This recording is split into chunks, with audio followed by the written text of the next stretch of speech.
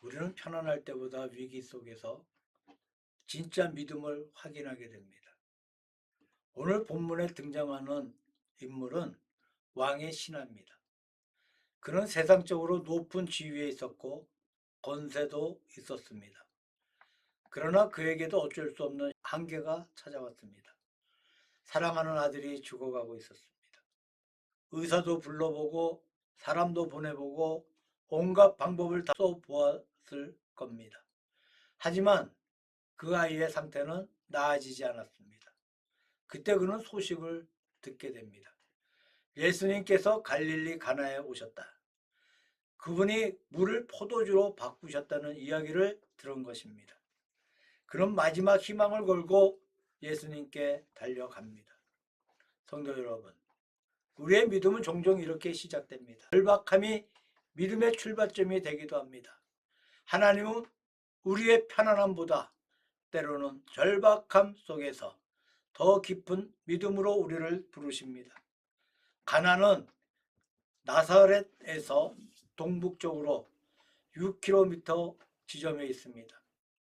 여기는 나다나엘의 고향이고 1년 전에 예수님께서 처음으로 기적을 행하신 장소이기도 합니다. 왕의 신하는 가버나움에 있는 헤롯 왕 치하의 고관이었습니다. 가버나움은 가나에서 동북쪽으로 24km 지점에 있습니다.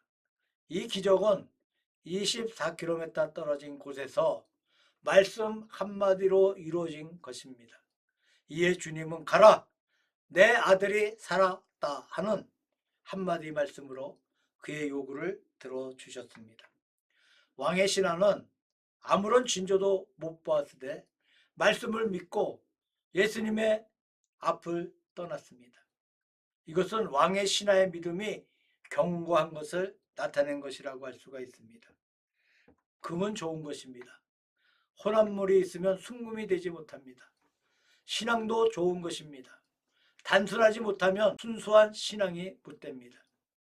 예수님께서 내 아들이 살았다는 한마디 말씀만 듣고 한마디의 반문도 없이 돌아가는 왕의 신앙을, 현 시대를 살아가는 예수님을 믿는 믿음의 사람들이 가져야 할 신앙입니다. 첫째로 우리가 생각해 볼 것은 말씀을 그대로 믿으라는 것입니다. 성경 말씀에는 말씀 그대로 믿어 축복받은 예가 많이 있습니다. 누가복음 17장 14절에 예수께서 갈릴리를 지나서 어느 촌에 이르렀을 때 문둥이 10명이 있었는데 이들이 예수님의 말씀을 듣고 가던 중에 병 고침을 받은 사실이 있습니다. 마태복음 8장 13절에 백부장은 예수님의 하신 말씀을 믿고 가다가 자기 하인의 병을 고침받기도 했고, 히브리서 11장 4절에 아벨은 믿고 나아갔더니 그 예물의 증거를 받았다고 했습니다. 히브리서 11장 5절 말씀에는 에녹은 믿고 나아갔더니 죽음을 보지 않고 산채로 승천하였다고 했습니다. 노아는 보지 못하는 일에 경고를 받아 믿고 방주를 지었더니 마침내 멸망의 날에 구원을 받았던 것입니다.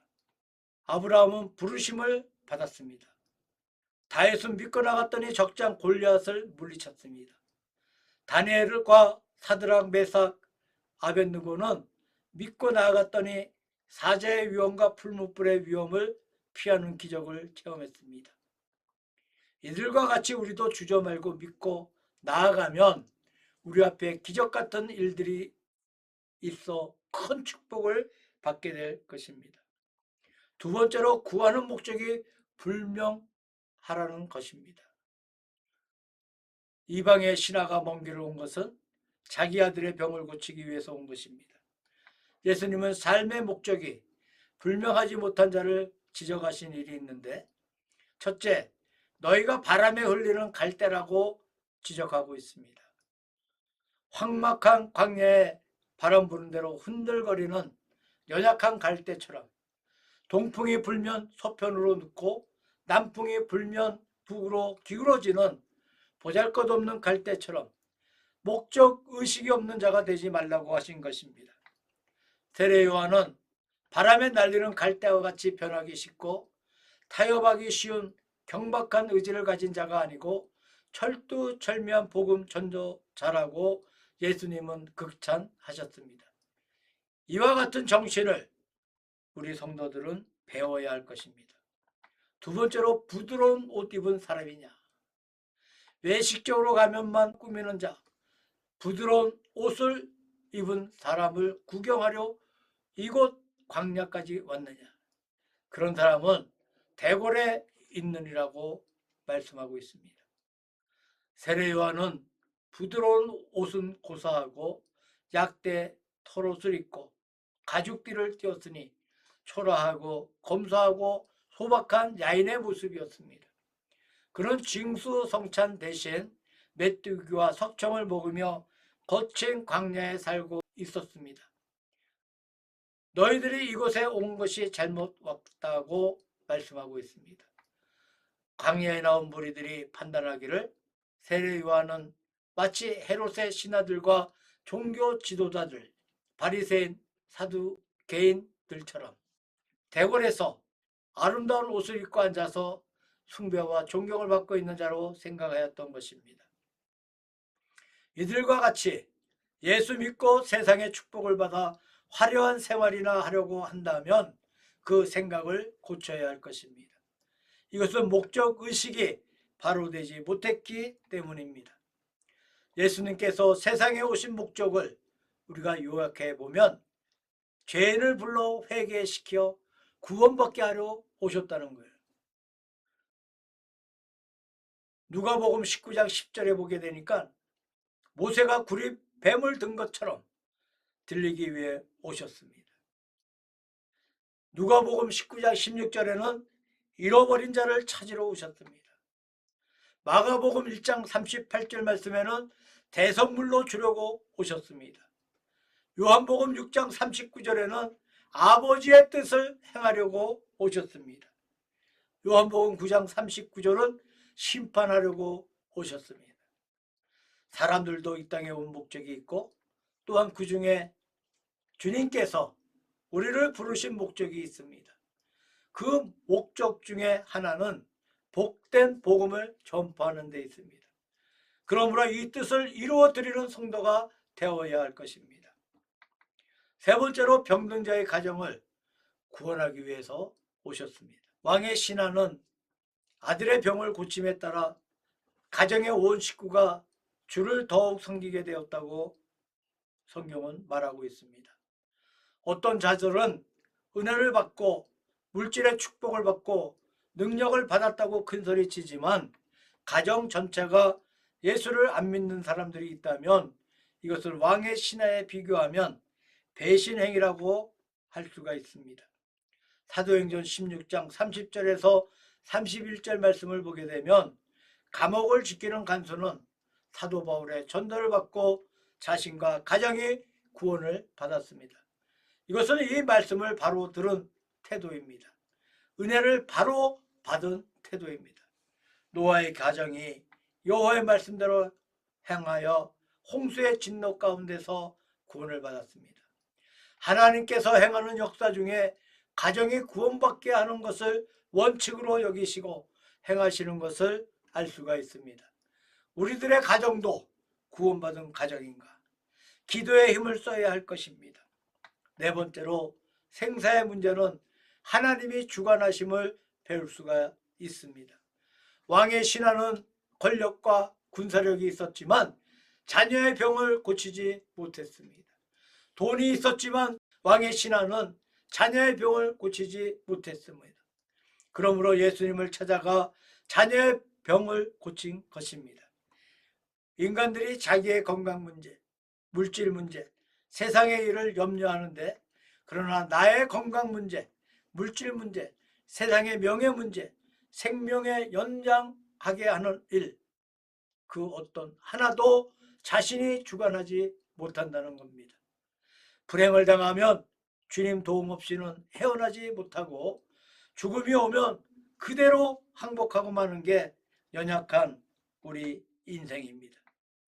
그래서 시인들은 인생은 무상하다고 한 것 같습니다.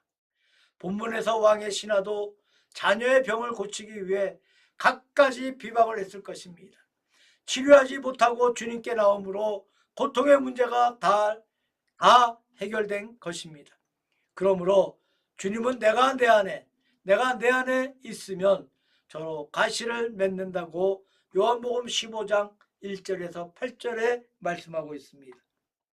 다섯 번째로 죽어가는 아들을 위한 아버지의 열성과 기도를 생각할 수가 있습니다. 성도 여러분, 지금 자녀들의 영이 병들어 가고 있지나 아니한가를 생각해 보시기 바랍니다. 왕의 신하가 아들의 병을 고치기 위해서 24km나 되는 먼 길을 예수님을 찾아와서 호소하고 있습니다. 우리는 자녀들의 영혼이 병드는 것과 영혼의 구원을 위해 얼마나 기도에 힘쓰고 있습니까?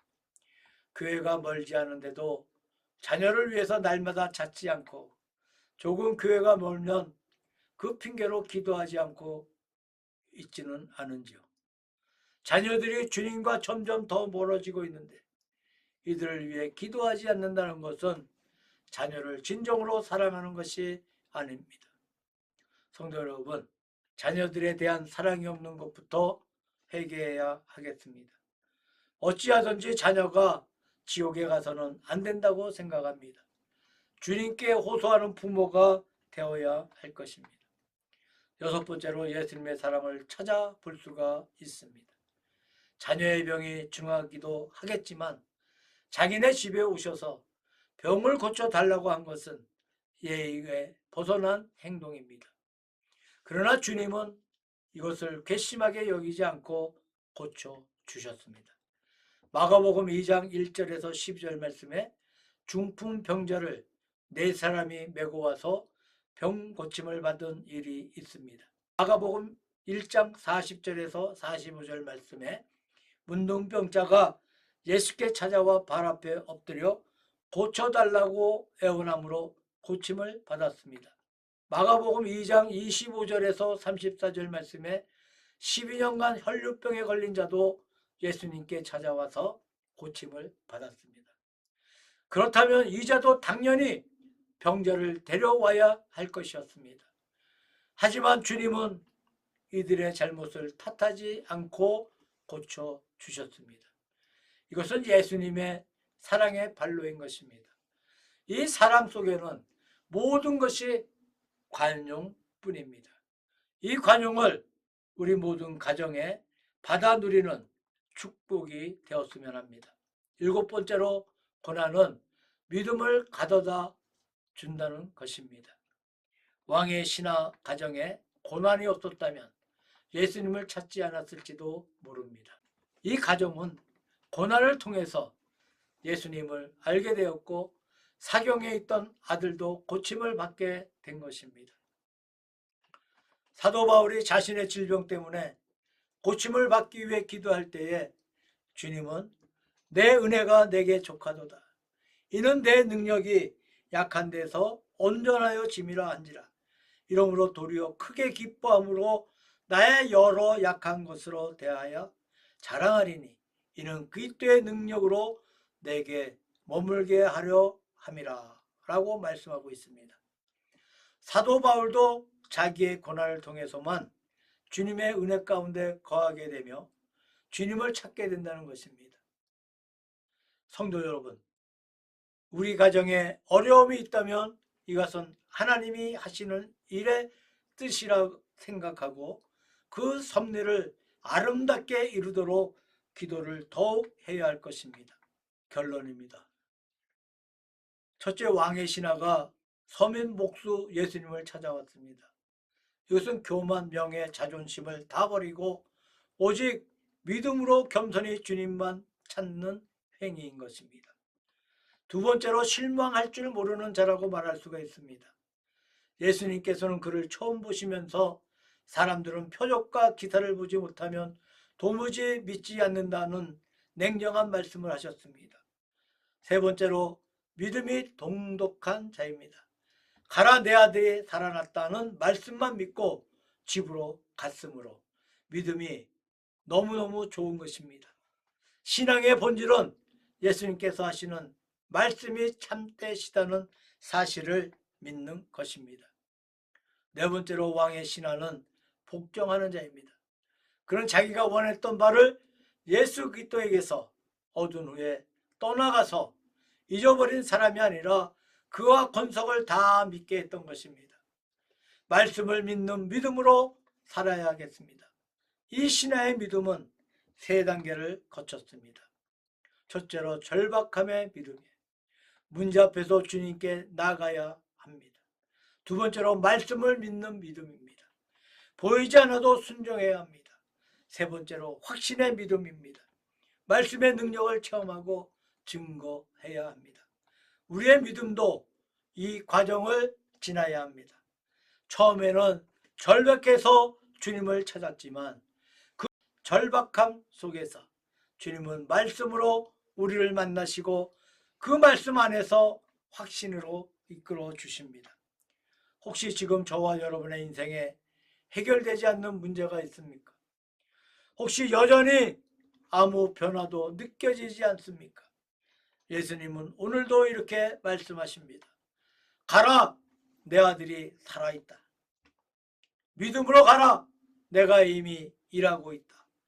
우리는 보지 못하지만 주님의 말씀은 이미 일하기 시작했습니다. 눈에 보이는 증거가 없어도 그 말씀이 이루어질 것을 믿고 나아가는 자에게 하나님은 반드시 살게 하시는 은혜로 응답하십니다. 사랑하는 성도 여러분, 오늘 말씀을 마음에 새기시길 바랍니다. 나의 믿음은 지금 어디에 머물러 있습니까? 절박함의 믿음에서 멈춰 있습니까? 아니면 말씀을 붙들고 순종하는 믿음입니까? 아니면 이미 확신으로 증거하는 믿음입니까? 오늘 이 시간 주님 앞에 고백합시다. 주님, 말씀을 믿겠습니다. 상황이 아니라 주님의 말씀을 붙들겠습니다. 이 고백 위에 주님의 능력이 임할 줄 믿습니다. 그리고 그 말씀의 능력이 저와 여러분의 가정과 자녀와 인생 가운데 살게 하시는 역사를 이루실 줄로 믿습니다.